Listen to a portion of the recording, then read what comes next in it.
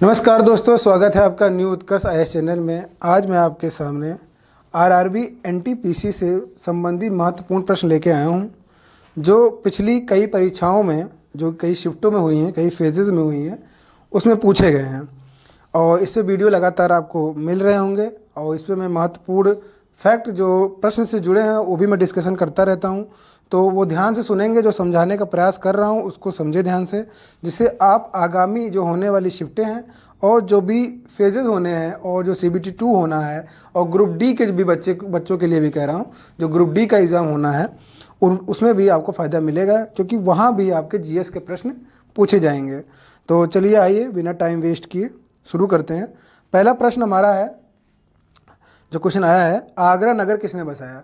देखिए सामान्य क्वेश्चन है ये, आपका दिल्ली सल्तनत का दिल्ली सल्तनत है आपका, जो कि आपका मध्यकालीन भारत से जुड़ा हुआ प्रश्न है। ये आगरा नगर, उसमें मध्यकालीन भारत में जो हम लोग पढ़ते हैं तो वहाँ पर हम लोग दिल्ली सल्तनत पढ़ते हैं। उस समय जो आपका अंतिम वंश जो था दिल्ली सल्तनत का, मतलब लोधी वंश, उसके लोधी वंश के जो द्वितीय नंबर के शासक थे सिकंदर लोधी ने आगरा नगर की स्थापना की थी। तो देखिए जो मैं फैक्ट जोड़ के बता रहा हूँ उसको भी ध्यान से सुनेंगे आप लोग। तो द्वितीय नंबर के शासक थे, लोधी वंश अंतिम वंश था। इब्राहिम लोधी जो थे लोधी वंश के अंतिम शासक थे, जिसको बाबर ने हराकर मुगल वंश की स्थापना की थी। तो क्वेश्चन जो है, आगरा नगर की स्थापना किसने की थी, तो सिकंदर लोधी ने की थी और 1504 ईस्वी में आगरा नगर की स्थापना की गई थी। सन भी याद रखें और शासक भी याद रखें। नेक्स्ट क्वेश्चन है, आलू का कौन सा भाग खाया जाता है। तो बहुत से ऐसे हम लोग सब्जियों के रूप में पढ़ते हैं जो खाए जाते हैं, तो उसका कौन सा भाग खाया जाता है। जैसे हम लोग पत्तियाँ पढ़ते हैं, जड़ पढ़ते हैं, कलिका पढ़ते हैं, तना पढ़ते हैं।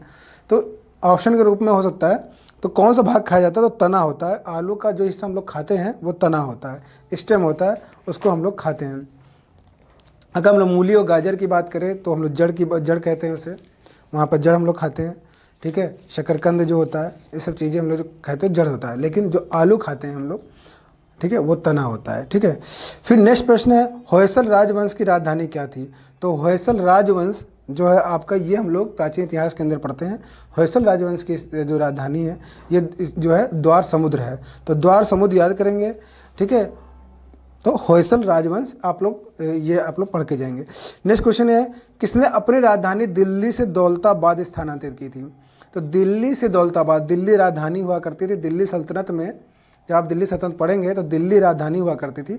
मुगलिया सल्तनत में भी दिल्ली राजधानी हुआ करती थी, लेकिन दिल्ली सल्तनत में भी दिल्ली राजधानी हुआ करती थी। तो दिल्ली को दौलताबाद लेके गया था, तो कोई एक शासक था दिल्ली में, तो वो था मोहम्मद बिन तुगलक, यानी तुगलक वंश का शासक था मोहम्मद बिन तुगलक, MBT। उसने अपनी जो राजधानी थी दिल्ली से दौलताबाद लेके गया था। और ये जो इसका प्राचीन नाम जो है आपका देवगिरी के नाम से जाना जाता था। दो नामों में कन्फ्यूजन होता है, एक होता है उदयगिरी, एक है देवगिरी। तो देवगिरी महाराष्ट्र में और उदयगिरी उड़ीसा में है, तो ये थोड़ा कन्फ्यूजन होता है, इसको याद रखेंगे। ठीक है, तो दौलताबाद महाराष्ट्र का ये एक शहर है, ये दौलताबाद। ठीक है, और इसका पुराना नाम जो था वो देवगिरी हुआ करता था। दिल्ली से दौलताबाद लेके गए मोहम्मद बिन तुगलक। नेक्स्ट क्वेश्चन है, अनुच्छेद 76 किससे संबंधित है। अनुच्छेद 76 जो है भारत के महान्यायवादी से जुड़ा हुआ अनुच्छेद है, याद रखेंगे। इसमें जो होता है याद रखेंगे, जो अनुच्छेद 76 है वो महान्यायवादी है, और उसी साथ एक आर्टिकल और भी है जो कन्फ्यूजन करता है आपको महान्यायवादी के साथ है, वो है नियंत्रक एवं महालेखा परीक्षक। तो क्वेश्चन ये भी आता है, नियंत्रक एवं महालेखा परीक्षक किस आर्टिकल में, तो 148 यानी 148 में महालेखा परीक्षक के बारे में दिया गया है। नेक्स्ट क्वेश्चन ये है, राष्ट्रपति से, नेक्स्ट क्वेश्चन जो आया था आपका, राष्ट्रपति की शक्ति से संबंधित जो कथन है कौन सा उसमें कथन गलत है। तो क्वेश्चन ये आया था, तो क्वेश्चन ये था, जो आपके ऑप्शन दे रखे थे तो उसमें यह था कि वो आपातकाल नहीं लगा सकता है। तो आपातकाल लगा सकता है राष्ट्रपति, ये प्रश्न का उत्तर, ये आपातकाल नहीं लगा सकता जो स्टेटमेंट था वही गलत था। तो आपातकाल लगा सकता है, राष्ट्रपति बहुत से कार्य कर सकता है, जिसमें मंत्रिपरिषद प्रधानमंत्री की नियुक्ति करता है, वह देश का प्रथम नागरिक होता है, वह उपराष्ट्रपति की नियुक्ति करता है, वह राष्ट्रीय आपात को लगा सकता है आर्टिकल 352 का इस्तेमाल करके, वो राज्य में आपातकाल लगा सकता है जिसे राष्ट्रपति शासन कहते हैं 356 का इस्तेमाल करके, और वो वित्तीय आपात लगा सकता है 360 का इस्तेमाल करके, जो कि भारत में अभी भी एक बार भी नहीं लगा है। वित्तीय आपात यानी 360 आर्टिकल का इस्तेमाल एक बार भी नहीं किया गया है। यहाँ पे एक चीज़ और ध्यान देने की बात है कि प्रधानमंत्री की नियुक्ति तो करता है, राष्ट्रपति, लेकिन जो अन्य मंत्री होते हैं उनकी नियुक्ति वो प्रधानमंत्री के सलाह लेकर ही करता है। तो ये चीज़ याद रखेंगे आप लोग, महत्वपूर्ण है। नेक्स्ट क्वेश्चन है कि राज्यसभा के प्रथम सभापति कौन थे? तो राज्यसभा के प्रथम सभापति, अब देखिए यहाँ पर सभापति की बात कर रहा है, राज्यसभा में कह रहा है ये, तो ये सर्वपल्ली राधाकृष्णन थे। ये मतलब कि सर्वपल्ली राधाकृष्णन जो थे राज्यसभा के सभापति थे। और वर्तमान में जो हैं राज्यसभा के जो सभापति हो वो एम वेंकैया नायडू हैं, वो याद रखेंगे। उपराष्ट्रपति पदेन सभापति होता है, इसको याद रखेंगे। और लोकसभा जो स्पीकर हैं वर्तमान में ओम बिरला हैं, जो कि कोटा यानी राजस्थान से हैं, जुड़े हुए हैं। और याद ये भी रखें कि लोकसभा स्पीकर ओम बिरला जरूर हैं, लेकिन पुराने जो पहले नंबर के जो अगर आपसे लोकसभा स्पीकर पूछें तो वो थे गणेश वासुदेव वालंकर जी, वी मावलंकर नाम था उनका। तो ये एक्स्ट्रा जानकारी के रूप में जरूर याद रखें आप लोग, ठीक है। नेक्स्ट क्वेश्चन पूछा गया अंतर्राष्ट्रीय संगठन से। देखेंगे आप लोग हमेशा हर फेज में अंतर्राष्ट्रीय संगठन से प्रश्न पूछे जा रहे हैं। तो अंतर्राष्ट्रीय संगठन जो है याद रखेंगे, अंतर्राष्ट्रीय संगठनों में पूछा गया कौन सा सुमेलित नहीं है। तो इसमें सुमेलित करने के लिए आया था आपका प्रश्न। तो एक क्वेश्चन जो आया था कि एमनेस्टी को जो कनेक्ट जोड़ा गया था वो न्यूयॉर्क में जोड़ा गया था। एमनेस्टी का जो मुख्यालय है न्यूयॉर्क में, अगर ऐसा नहीं है, एमनेस्टी का मुख्यालय जो कि लंदन में है, जो कि यूके में पड़ता है, यूनाइटेड किंगडम में पड़ता है। तो याद रखेंगे। इसके अलावा अंतर्राष्ट्रीय न्यायालय भी पूछा गया था जो कि हेग में है। IMO इंटरनेशनल मेट्रोलॉजिकल ऑर्गेनाइजेशन, जो ये भी लंदन के अंदर है और यूके में है। और जो WHO है वो आपका स्विट्जरलैंड जिनेवा में पड़ता है। बस एमनेस्टी को छोड़ के, एमनेस्टी जो है वो न्यूयॉर्क में नहीं पड़ता है, एमनेस्टी कहाँ पड़ता है? लंदन में पड़ता है, जो कि यूके में है। तो याद रखेंगे महत्वपूर्ण संगठन जैसे कि नाटो याद रखें, ओपेक याद रखें, यूनेस्को, यूनिसेफ याद रखें, कहाँ कहाँ इसके संगठन है, इनको जरूर याद करके जाएं। नेक्स्ट क्वेश्चन है गदर पार्टी की स्थापना कहाँ पर हुई थी? तो दोस्तों गदर पार्टी की स्थापना 1913 में, सन भी याद रखें, 1913 में सैन फ्रांसिस्को में इसकी स्थापना की गई थी। तो ये इंपॉर्टेंट है। नेक्स्ट क्वेश्चन जो है यहाँ पर क्वेश्चन पूछा गया, कालक्रम को सेट करना था आपको। यहाँ पर कालक्रम दे रखा था, विभिन्न घटनाएं दे रखी थी। तो उसमें क्वेश्चन पूछा गया था कि 1857 की क्रांति, बंगाल विभाजन, चंपारण सत्याग्रह, असहयोग आंदोलन जो है उसका एक क्रम सेट करना था आप लोगों को। तो ये जैसा एक क्रम दे रखा था वही इसका क्रम भी था।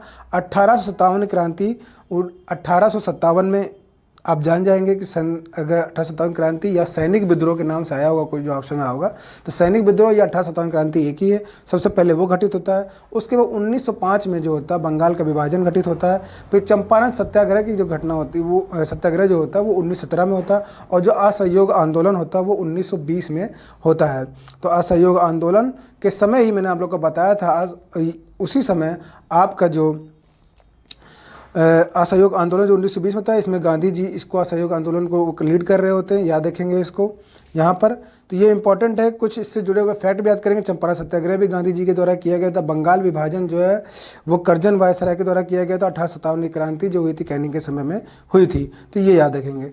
पंचतंत्र के लेखक कौन थे? तो पंचतंत्र के लेखक विष्णु शर्मा थे, इसको याद रखेंगे, ठीक है। बहुत इंपॉर्टेंट है, बार बार पूछा जा रहा है। भीमबेटका किसके लिए प्रसिद्ध है? तो भीमबेटका की गुफा जो थी ये उस समय देख पूरा पाषाण काल से लेकर मध्य पाषाण काल से जुड़ा हुआ ये आपका भीमबेटका की गुफा है। कभी मध्य पाषाण काल को लेकर प्रश्न जोड़ के पूछते हैं भीमबेटका को, कभी पूरा पाषाण काल को जोड़ के पूछते हैं भीमबेटका से, यहाँ पर देखेंगे। और इसका संबंध जो है आदि मानव जो उसमें हुआ करते थे, उन्होंने वहाँ पर भित्ति चित्र बना रखे हैं, मतलब कि वहाँ की चट्टानों के ऊपर शैल चित्र का उकेरा गया है। वहाँ पर शैल चित्र जिसे कहते हैं, मतलब शैल चित्रों से जुड़ा हुआ है। और भीमबेटका की गुफा ये जो है ये रायसेन जिले में पड़ती है। और रायसेन जिला कहाँ पड़ता है? MP में पड़ता है, मध्य प्रदेश में।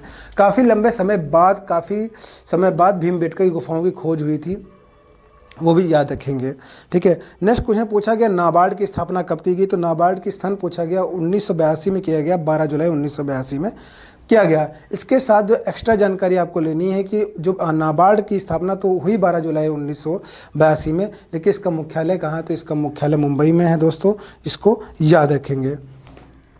नेक्स्ट क्वेश्चन आया है orang national park. Orang national park, जो ओरंग नेशनल पार्क है वो असम में स्थित है, इसको याद रखें। नेक्स्ट क्वेश्चन सामान्य क्वेश्चन पूछा गया, बहुत ही सिंपल क्वेश्चन है, बार बार पूछा जाता रहा है, किसे नोबेल प्राइज़ नहीं मिला है। तो किसे नोबेल प्राइज़ नहीं मिला है, तो जब आप 4 ऑप्शन देखेंगे तो उसमें कैलाश सत्यार्थी का भी नाम था, रविन्द्रनाथ टैगोर का नाम भी था, अमर्त्य सेन का नाम भी था और महात्मा गांधी का नाम भी था। तो यहाँ पर नोबेल पुरस्कार महात्मा गांधी जी को नहीं मिला है। नोबेल पुरस्कार किसको किसको मिला, कैलाश सत्यार्थी को मिला, जो भी हाल फिलहाल में मिला था, आपने सुना भी होगा। कैलाश सत्यार्थी के जब मलाला यूसुफजई को भी मिला था, यहाँ पर शांति का नोबेल पुरस्कार इनको दिया गया था। रविन्द्रनाथ टैगोर जो इनको साहित्य के लिए मिला था, और अमर्त्य सेन को जो पुरस्कार मिला था नोबेल का वो अर्थशास्त्र के लिए मिला था, याद रखेंगे। नेक्स्ट क्वेश्चन जो आपका पूछा गया है दोस्तों, वो आपका थोड़ा सा आपका मैथ बेस्ड क्वेश्चन था, मैथ बेस्ड नहीं कह सकते, फिजिक्स पे बेस्ड था, मतलब कि आपका भौतिक विज्ञान पे क्वेश्चन पूछा गया था। उसमें आपको प्रतिरोधकता दे रखी थी, प्रतिरोधक आर की वैल्यू ढेर सारी दे रखी थी आपको, यहाँ पर R1 R2 R3 दे रखा था यहाँ पर, और इसको समांतर श्रेणी में जोड़ने के लिए कहा गया था, R1 R2 R3। तो यहाँ पर इसको आप लोग थोड़ा देख के जाएँ, कुछ क्वेश्चन आ जाए, बहुत सिंपल ही क्वेश्चन पूछा गया था। 3 ओम दे रखा था आपका, R1 की वैल्यू, R2 की वैल्यू 6 ओम दे रखी थी, और R3 की वैल्यू 9 ओम दे रखी थी दोस्तों।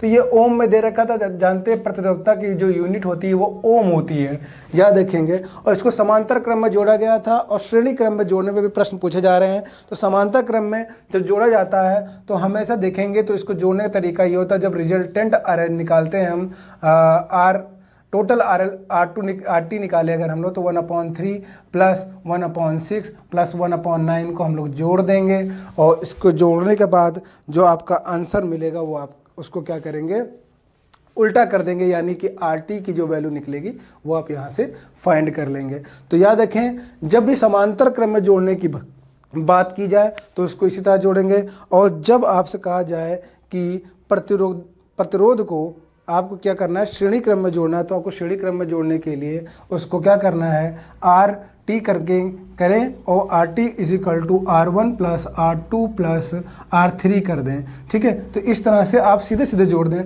अगर मान लीजिए यही 3 ओम 6 ओम और 9 ओम ही दे रखा होता, और इसको अगर आपसे कह दिया जाए श्रेणी क्रम में जोड़ना है, तो बस वैल्यू पुटअप करनी थी 3 + 6 + 9, और जो आपका आंसर फाइंड होगा वो आपका आंसर हो जाएगा, ठीक है दोस्तों। तो इस तरह से क्वेश्चन आ रहे हैं, एक आध क्वेश्चन कभी कभी किसी न किसी फेज में आ जा रहा है, तो ध्यान रखेंगे। नेक्स्ट क्वेश्चन पूछा गया, निम्न में से कौन सा कम अभिक्रियाशील है, मतलब कम अभिक्रियाशील है या ना के बराबर अभिक्रियाशील है, तो वो है अक्रिय गैसें जो होती है वो कम अभिक्रियाशील होती है, बिल्कुल नहीं होती हैं। तो उसमें ऑप्शन दे रखा था ऑक्सीजन, फ्लोरीन, सोडियम, नियॉन। तो नियॉन जो है एक तरह की अक्रिय गैस है, अक्रिय गैस से क्रिया नहीं करती, इन्हें नोबल गैसेस भी कहते हैं। और सबसे ज़्यादा जो अपक्रियाशील है, जो आपके इसके अंदर दे रखा है जो ऑप्शन, वो सोडियम है। वैसे सबसे ज़्यादा पोटेशियम अपक्रियाशील होता है, उसके बाद सोडियम होता है। गूगल के वर्तमान CEO कौन है, तो सुंदर पिचाई जो हैं वर्तमान CEO हैं, ठीक है। उसके अलावा जितने भी कंपनियां हैं उनके CEO जरूर याद रखें। नेक्स्ट क्वेश्चन है, सबसे बड़ा न्यूक्लियर पावर प्लांट कहाँ पर है, तो सबसे बड़ा न्यूक्लियर पावर प्लांट है कुंडनकुलम परमाणु ऊर्जा संयंत्र, जो कि तमिलनाडु में है, तो इसको याद रखें। नेक्स्ट क्वेश्चन है, कौन सी नदी हिमालय से नहीं निकलती, तो हिमालय से निकलने वाले जो नदियां हैं उनको जरूर याद रखें। तो हिमालय से कौन सी नदी नहीं निकलती, तो महानदी हिमालय से नहीं निकलती है, याद रखें, महानदी। तो महानदी जो होती है ये आपकी बंगाल की खाड़ी में ज़रूर गिरती है, लेकिन ये आपका जो है प्रायद्वीपीय पठार की नदियां हैं, नदियों में शामिल है, और ये जो है आपका जो महानदी है ये हिमालय से नहीं निकलती। जो इसके अलावा जो ऑप्शन दे रखे थे वो गंगा था, झेलम थी, यमुना जो थी वो जो है हिमालय से निकलती है, महानदी को छोड़ दिया जाए तो। नेक्स्ट क्वेश्चन आपका देखते हैं दोस्तों। नेक्स्ट क्वेश्चन जो है आपका वो है, कौन सा कर केंद्र सरकार द्वारा नहीं लगाया जाता है, तो दोस्तों कौन सा कर केंद्र सरकार द्वारा नहीं लगाया जाता है, तो उसका आंसर होगा आपका स्टाम्प ड्यूटी। तो स्टाम्प ड्यूटी या कॉमर्शियल टैक्स जो होता है वो केंद्र सरकार के द्वारा नहीं लगाया जाता है, स्टाम्प ड्यूटी हमेशा राज्य सरकार लगाती है, ठीक है ना, तो इसको याद रखेंगे। नेक्स्ट क्वेश्चन है दोस्तों, IP का फुल फॉर्म क्या है, IP दे रखा था दोस्तों, तो IP का फुल फॉर्म पूछा गया, तो इंटरनेट प्रोटोकॉल इसका आंसर होता है। इंटरनेट प्रोटोकॉल IP का फुल फॉर्म होता है, तो इंटरनेट प्रोटोकॉल याद रखेंगे। भारत के अंदर पशुधन गणना कब शुरू की गई थी? तो याद रखें दोस्तों, पहली बार भारत में पशुधन गणना 1919 से 1920 के समय की गई है। ये उस समय की बात है जब देश हमारा उपनिवेश था, और आज़ादी के बाद जो पहली पशुधन गणना होती है वो 1951 में की जाती है। तो याद रखें दोनों का सन। क्वेश्चन किस तरह से पूछा जाए उस पर निर्भर करता है कि आपका आंसर कैसा होगा। तो पहली पशुधन गणना पूछी जाए तो ऑप्शन उस हिसाब से दे रखा होगा। तो 1919 1920 में इसकी गणना हुई थी, और जो आज़ादी के बाद 1951 में पशुधन गणना की जाती है।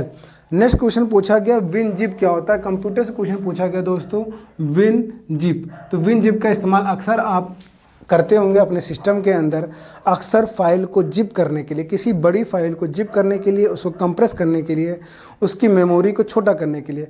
अगर कोई भी फाइल आपकी ज़्यादा स्पेस ले रही है तो उसको विनजिप करने पर उसका स्पेस कम हो जाता है, और इसका इस्तेमाल हम लोग अपनी फ़ाइलों को स्टोर करने के लिए भी कर सकते हैं, और आसानी से आप उस फाइल को डिस्ट्रीब्यूट कर सकते हैं। क्योंकि अगर आपके पास कम मेमोरी वाली कोई पेन ड्राइव है और आप चाहते हैं कि ज़्यादा से ज़्यादा फाइलें आपकी स्टोर हो सके उस पेन ड्राइव के अंदर, तो आपको बड़ी फाइल को विंच सॉफ्टवेयर का इस्तेमाल करते हुए छोटा करके उसको आसानी से कहीं भी दे सकते हैं, किसी को भी दे सकते हैं, किसी को भी स्थानांतरित कर सकते हैं, डिस्ट्रीब्यूट कर सकते हैं। तो यह आपका आंसर होगा। नेक्स्ट क्वेश्चन बहुत सिंपल है, कोई फैक्ट बेस्ड नहीं है, थोड़ा सा थ्योरी बेस्ड है, समझने लायक है, समझ जाएंगे आप लोग। इसका आंसर क्या होगा? अंतर्राष्ट्रीय सुरक्षा की बात कर रहे हैं, आर्थिक विकास, सामाजिक प्रगति, मानव अधिकार और विश्व शांति के लिए कार्यरत अंतर्राष्ट्रीय संगठन कौन सा है? तो यूएनओ है। तो ऑप्शन आएगा तो आप आसानी से कर लेंगे। ये 193 मेंबर है, ये भी याद रखेंगे यूएनओ के अंदर, और जो इसका हेडक्वार्टर जो है दोस्तों वो न्यूयॉर्क में है, याद रखिएगा। और न्यूयॉर्क जो है हडसन नदी किनारे, ये भी याद रखिएगा फैक्ट के रूप में, ठीक है। फिर उसके बाद देखें फ्लाइट बुक्स की लेखिका कौन है? फ्लाइट बुक है तो ओल्गा टुकरजुक हैं, जो कि फ्लाइट बुक की लेखिका रही हैं। इनको 2018 में मैन बुकर पुरस्कार मिला था। ये आपका बहुत पुराना करंट अफेयर है, उससे प्रश्न पूछा गया है। क्वेश्चन पूछा गया है, बहुत आसान प्रश्न है। भारत का कौन सा राज्य नेपाल के साथ सीमा साझा नहीं करता है? तो भारत के साथ जो जो साझा करते हैं उनका नाम जरूर याद रखें, तो आप पहले लगा पाएंगे। जो ऑप्शन जो दे रखा था वो झारखंड दे रखा था। झारखंड जो है आपका बिहार से ज़रूर अलग हुआ है, लेकिन वो नेपाल के साथ साझा नहीं करता है। तो जो साझा करता है नेपाल के साथ सीमाएँ, उनका नाम जरूर याद रखें। तो उन राज्यों में आप अच्छे से याद करेंगे जो है कि उत्तराखंड है, उत्तर प्रदेश है, सिक्किम है, पश्चिम बंगाल है और बिहार है। तो ये चीज़ याद रखें। नेक्स्ट क्वेश्चन जो है जीएसटी से संबंधित कौन सा कथन गलत है? ये क्वेश्चन पूछा गया है दोस्तों, तो इसको याद रखें।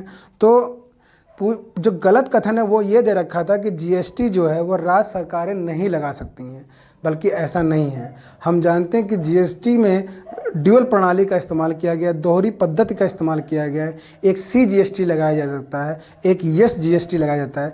जो CGST सेंट्रल के द्वारा GST लगाया जाता है, SGST जो होता है स्टेट के द्वारा GST लगाई जाती है। तो 2 GST लगाई गई। ये कथन बिल्कुल गलत है कि राज्य सरकारें नहीं लगा सकती। राज्य सरकारें GST लगा सकती हैं, SGST जिसको बोला जाता है। दूसरा जो कथन दे रखा था ये तो कथन गलत था, आप इसको सही कर लेंगे आसानी से। आप सामान खरीदते होंगे तो आपको जो GST की जो स्लिप मिलती होगी, जब आप पेमेंट करते हो तो उसमें देखते होंगे CGST और SGST जुड़ा हुआ आपको दिखाई देता होगा, ठीक है। तो और जो अन्य कथन जो सही है उसमें ये दे रखा था कि 1 जुलाई 2017 को इसको लागू किया गया। तो ये बात बिल्कुल सही है, इसको 1 जुलाई 2017 को लागू किया गया। और सबसे इम्पॉर्टेंट फैक्टर ये जानकारी हमको मिलती है कि जो GST जो है, जो इसकी दोहरी पद्धति है, जो मतलब CGST और SGST का कॉन्सेप्ट जो है वो फ्रांस से लिया गया है। इसको आप लोग अच्छे से याद रखें। नेक्स्ट क्वेश्चन है, क्वेश्चन पूछा गया कौन सा टेनिस ग्रैंड स्लैम टूर्नामेंट नहीं है? तो आप लोग अक्सर करंट अफेयर में 4 ग्रैंड स्लैम पढ़ते हैं टेनिस टूर्नामेंट, उसमें से अगर 4 आपको याद है तो आप आसानी से एलिमिनेट कर सकते हैं कि कौन सा नहीं है। तो कनाडा ओपन नहीं है, Canada open grand slam tournament नहीं है। तो कौन कौन से हैं अगर आपको ये याद है तो आप आसानी से कर सकते हैं। हम लोग फ्रेंच ओपन पढ़ते हैं, ऑस्ट्रेलियन ओपन पढ़ते हैं, US ओपन पढ़ते हैं, विंबलडन ओपन पढ़ते हैं, लेकिन कनाडा ओपन नहीं पढ़ते हैं ग्रैंड स्लैम में, ठीक है। तो ये क्वेश्चन याद रखें। नेक्स्ट क्वेश्चन जो है नोमाफोबिया, एक क्वेश्चन आया आपका, नोमोफोबिया क्या होता है। नोमोफोबिया जाने से बाद फोबिया शब्द जुड़ते ही किसी बीमारी का आभास होता है कि उस व्यक्ति को कोई ना कोई बीमारी हुई होगी। तो नोमोफोबिया भी जो क्या है, एक बीमारी जुड़ा हुआ है, और ये बीमारी जो है मोबाइल से जुड़ा हुआ है।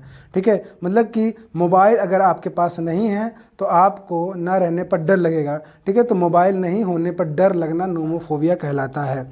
ठीक है, तो याद रखें, मोबाइल के बिना या उसको यूज़ ना करने पर यदि आपको विचार, ऐसा डर का विचार आता है दिमाग के, तो उसे नोमोफोबिया कहते हैं। ठीक है, वर्तमान समय में इस तरह की चीज़ें लोगों में देखने को मिल रही है। तो नोमोफोबिया जो है कि मोबाइल जुड़ा हुआ, क्योंकि आजकल लोग मोबाइल के बिना ज़िंदा नहीं रह पा रहे हैं, तो इसको याद रखें। ठीक है, नेक्स्ट क्वेश्चन हम लोग देखेंगे, कौन सी योजना में ऐसी योजना दे रखी थी कि इसका कथन गलत है। ऐसी योजना देखी, वो इंद्रधनुष योजना से जुड़ा हुआ प्रश्न था। तो इंद्रधनुष योजना को जोड़ा गया था, कहा गया कि इंद्रधनुष योजना जो है रोजगार से जुड़ा हुआ है। तो इंद्रधनुष योजना रोजगार से नहीं जुड़ा हुआ है। इसके नाम में जाइए, इंद्रधनुष में 7 रंग होते हैं और 7 प्रकार के टीकाकरण की बात की गई थी, और ये योजना टीकाकरण की 2014 में आई थी। ठीक है, सुशासन का जब दिवस मनाते हैं हम लोग, तो उस समय ये योजना लाई गई थी 2014 में। तो टीकाकरण, जो कि 7 प्रकार के टीकाकरण की बात की गई थी, तो ये किसी से स्वास्थ्य से संबंधित है। ठीक है, ना कि रोजगार से जुड़ा हुआ। तो यही कथन गलत था, आपको ये क्वेश्चन कर लेंगे। और 2020 तक लक्ष्य को प्राप्त करना था। जो 7 टीके हैं वो 7 टीके याद होने चाहिए आपको, डिप्थीरिया, काली खांसी, टिटनेस, पोलियो, तपेदिक, खसरा और हेपेटाइटिस बी।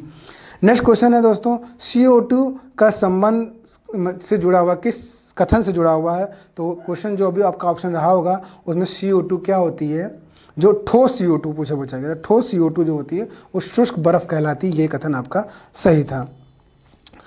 नेक्स्ट क्वेश्चन जो आपसे पूछा गया कि ओजोन का क्षरण किससे कारण होता है, तो CFC गैसों से आपको ओजोन का क्षरण होता है। बहुत सिंपल क्वेश्चन पूछा गया, आप इसको आसानी से कर सकते हैं। नेक्स्ट क्वेश्चन देखेंगे, अक्सर ये कभी कभी आपको देखने को मिल जाता है। क्वेश्चन जो है हमारा उसको याद रखेंगे, बहुत ही सिंपल क्वेश्चन है ये। क्वेश्चन पूछा गया कि दिहांग पटकई नेशनल पार्क कहाँ पर है। तो दिहांग पटकई नेशनल पार्क जो है यह आपका पड़ता है असम में, इसको याद रखें आप। नेक्स्ट दूसरा क्वेश्चन जो पूछा गया, क्षेत्रफल की दृष्टि सबसे बड़ा देश कौन सा है। तो 4 ऑप्शन जो दे रखे थे, वो 4 ऑप्शनों में कनाडा आपका ऑप्शन दे रखा था, जो कि क्षेत्रफल की दृष्टि सबसे बड़ा देश है।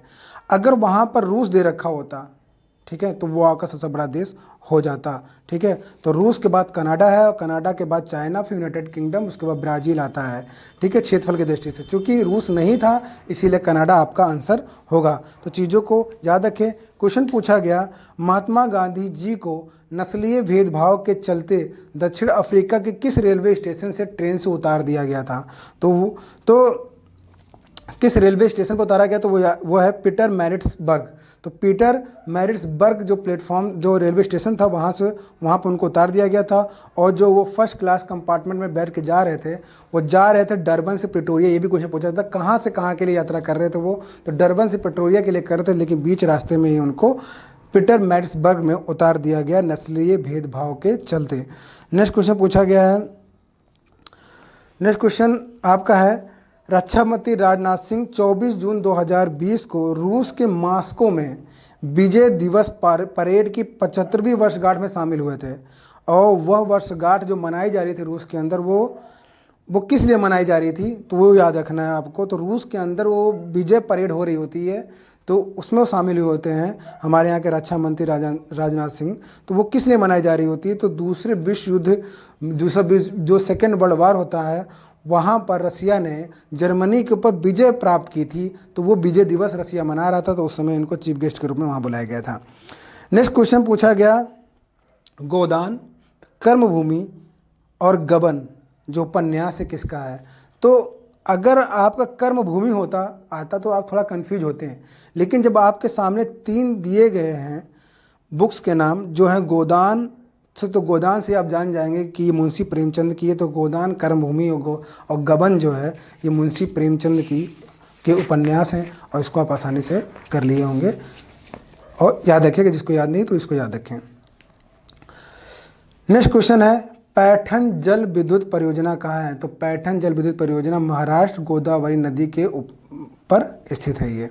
ठीक है, नेक्स्ट क्वेश्चन है, बहुत सिंपल क्वेश्चन है, भारत का संविधान कब लागू हुआ? तो 1950 में भारत का संविधान लागू हुआ था। उसके अलावा जो जानकारी आपको होनी चाहिए कि 26 नवंबर 1949 को हमारे संविधान को अपनाया गया और 26 जनवरी 1950 को इसको लागू कर दिया गया। तो 26 नवंबर और 26 जनवरी याद जरूर रखें आप लोग।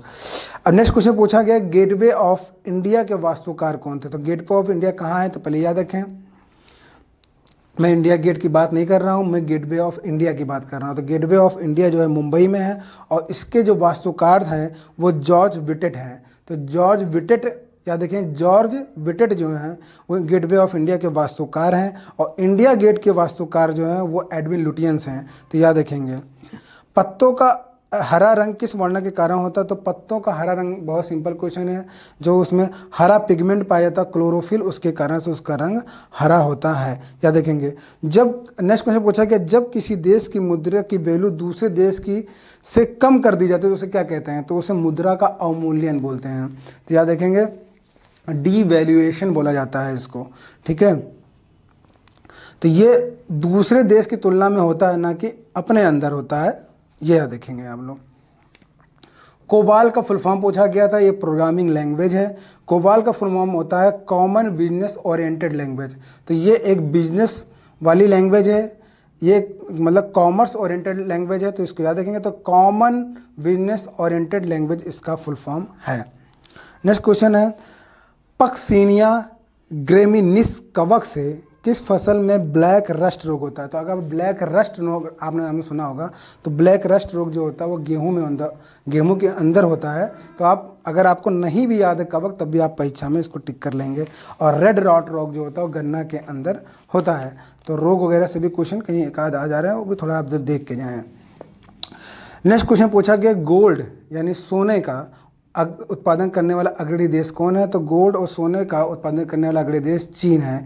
याद रखेंगे। नेक्स्ट क्वेश्चन है, बार की स्थापना कभी 1954 में की गई थी और इसके संस्थापक थे होमी जहांगीर भाभा थे। तो इनको याद रखेंगे।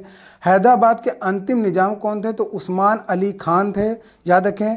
बांध और राज्य का मिलान करने के लिए आया था, तो आपका इसमें कौन सुमेलित नहीं, ये क्वेश्चन पूछा गया। तो टिहरी जो बांध है वो उत्तराखंड के अंदर है और टिहरी को मिलाया गया था महाराष्ट्र के साथ, जो कि गलत था। याद रखेंगे। तो बांध वगैरह याद करिए, जैसे पंचेत बांध है कहाँ है, हीराकुंड बांध कहाँ है, निम्मो बाजको बांध कहाँ है, अलमट्टी बांध कहाँ है, मेट्टूर बांध का, उकाई बांध का, ये सब बांध है वगैरह याद करके जाएं। किस नदी पर है और किस राज्य पर है, यह देख के जाएं। स्वच्छ भारत अभियान 2014 से संबंधित एक कथन आया था, वो गलत था, वही पूछा गया, तो वो उसको याद रखेंगे। अगर आपको कथन याद है तो आपको चीज़ें उसके बारे में जानकारी है, तो उसको आप आसानी से टिक कर लेंगे।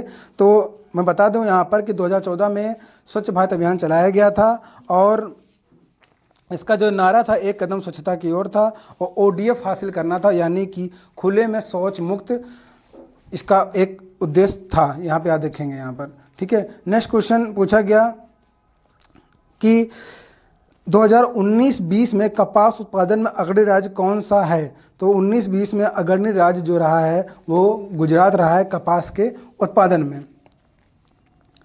क्वेश्चन पूछा गया, मिस यूनिवर्स विजेता जो 2 भारतीय हैं उनका नाम क्या है? तो 2 भारतीय जो यूनिवर्स विजेता रही है वो लारा दत्ता 2000 में और सुष्मिता सेन 1994 में रही हैं। याद रखें इसे।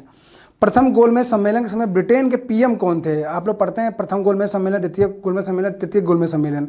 तो प्रथम गोलमेज सम्मेलन जो हुआ था उसमें PM थे रैमजे मैकडोनाल्ड थे और इनका कार्यकाल 1929 से लेकर 1935 तक था। तो ये याद रखें आप लोग। नेक्स्ट क्वेश्चन जो है आपका, GST में 4 प्रकार के टैक्स लगाए जाते हैं। वो 4 टैक्स जो ऑप्शन में दे रखे थे वो कौन कौन से हैं? तो 5% का टैक्स लगता है, 12% का टैक्स लगता है, 18 और 28% का। तो 4 प्रकार के टैक्स लगाए जाते हैं। अलग अलग ग्रुप ऑफ कमोडिटीज़ पर ये टैक्स लगाए जाते हैं। ठीक है। नेक्स्ट याद करें आप लोग इसको याद रखेंगे। CRPC की किस धारा के तहत 5 या उससे ज़्यादा अधिक आदमी अगर एक साथ जमा हो जाते हैं किसी स्थान पे, तो कौन सी धारा इस्तेमाल की जाती है CRPC की? तो CRPC की धारा 144 का इस्तेमाल किया जाता है। फिर नेक्स्ट क्वेश्चन बहुत सिंपल क्वेश्चन, मौलिक अधिकार से क्वेश्चन पूछा गया। शोषण के विरुद्ध अधिकार किस अनुच्छेद में वर्णित है? तो शोषण के विरुद्ध अधिकार जो अनुच्छेद 23 और 24 में उत्की मतलब बताए गए हैं। और 23 के अंदर बलात् श्रम पर प्रतिषेध लगाया गया है। बच्चों के ऊपर मानव दुर्व्यापार के ऊपर लगाया गया, बेगारी के ऊपर लगाया गया है। और 24 के अंदर 14 वर्ष से कम आयु के बच्चों को कारखाने पर काम करने से रोक लगाई गई है, तो नियोजन करने से रोक लगाई गई, इसको याद रखेंगे आप लोग। ठीक है। सबसे पहले समुद्री मार्ग से भारत की खोज किसने की थी? तो 1498 में जो है वास्को डिगामा ने इसकी खोज की थी। और कोलंबस जो थे वो खोजने तो निकले थे भारत के, लेकिन पहुंच जाते हैं यूएस से। और वहाँ पर आप लोगों ने एक नाम सुना होगा, वेस्ट इंडीज़। तो वो जो इंडिया की खोज करने निकले थे, लेकिन गलती से जब वो यूएस से पहुँच जाता तो वहाँ पर वेस्ट इंडीज़, जो इंडीज़ वेस्ट इंडीज़ पड़ता तो इंडिया से इंडीज़ पड़ जाता है वहाँ पर नाम। तो ये चीज़ याद रखेंगे आप लोग थोड़ा सा। सॉफ्टवेयर या एप्लीकेशन लॉन्च करने से पहले टेस्टिंग है तो उसका कौन सा वर्जन जारी किया जाता है? तो बीटा वर्जन जारी किया जाता है। तो जब टेस्टिंग करने के लिए उसको भेजा जाता है तो वो कौन सा वर्जन होता है किसी सॉफ्टवेयर का? तो बीटा वर्जन होता है, याद रखेंगे आप लोग। काकोरी कांड में कौन शामिल नहीं था? तो याद रखेंगे काकोरी कांड जो होता है 9 अगस्त 1925 को होता है। तो उसमें कौन शामिल होता है? सॉरी, क्वेश्चन पूछा गया। तो अशफाक उल्लाह खां शामिल होते हैं। ऑप्शन में उधम सिंह का नाम भी था, भगत सिंह का नाम भी था, सुखदेव सिंह का भी नाम था, सुखदेव सिंह का नाम भी था। तो उधम सिंह और भगत सिंह और सुखदेव नहीं शामिल थे, अशफाक उल्लाह खां शामिल थे। और भी कई लोग उसमें शामिल थे, जैसे कि राजेंद्र लहरी भी शामिल थे उसके अंदर। ठीक है, काकोरी कांड जो हुआ था। तो ये सब नाम आप लोग जरूर याद रखें। नेक्स्ट क्वेश्चन पूछा गया, मलेरिया रोग किस परजीवी के कारण होता है? तो मलेरिया रोग होता है प्लाज्मोडियम जो प्रोटोजोआ होता है, प्लाज्मोडियम जो गढ़ होता है, जो फैमिली होती है उसका प्रोटोजोआ परजीवी जो होता है उसके कारण होता है। और मच्छर के रूप में अगर देखा जाए तो एनाफ्लीज मच्छर के कारण होता है, क्योंकि वो उस परजीवी यानी प्रोटोजोआ प्लाज्मोडियम जो परजीवी होता है उसका वाहक होता है, इसलिए। नेक्स्ट क्वेश्चन पूछा गया, भारत का कौन सा राज्य नेपाल के साथ सीमा साझा नहीं करता है? तो त्रिपुरा जो होता है सीमा साझा नहीं करता है, ये याद रखेंगे आप लोग। नेक्स्ट क्वेश्चन पूछा गया 2014 के अंदर में, क्वेश्चन फिर से रिपीट हो रहा है, क्वेश्चन इतना देखा जाए तो 2014 में बच्चों एवं गर्भवती महिला वेलफेयर हेतु कौन सी योजना लॉन्च की गई थी? तो बच्चों के लिए मतलब स्वास्थ्य से जुड़े हुए मतलब स्वास्थ्य संबंधित जो बीमारियां होती हैं बच्चों और माताओं में, उनके लिए एक प्रोग्राम चलाया गया था 2014 में, उसका नाम था मिशन इंद्रधनुष। और मिशन इंद्रधनुष में 60 टीका लगाए जाते हैं बच्चों में। तो वो कब लागू किया गया था? 2014 में लागू किया गया था। मैं आपको बता चुका हूँ 7 प्रकार के टीके, डिप्थीरिया, काली खांसी, टिटनेस, पोलियो, तपेदिक खसरा, हेपेटाइटिस बी। तो ये याद आपको रखना है। तो ये आपके महत्वपूर्ण प्रश्नों का संकलन था। ये मैंने आपको सभी प्रश्न बता दिए हैं। उम्मीद करता हूँ आपने इन चीज़ों को बहुत ध्यान से सुना होगा। और उम्मीद ये भी करता हूँ कि अगर आपको जो चीज़ें नहीं समझ में आई होंगी वो आप उसको रिपीट करेंगे, एक बार 2 बार सुनेंगे तो आपको आसानी से याद हो जाएगा और आपके परीक्षा में ज़रूर मदद मिलने वाली है। आप देखेंगे कि परीक्षा में कितनी बार रिपीट हो रहे हैं क्वेश्चन। तो आज के लिए इतना ही, धन्यवाद।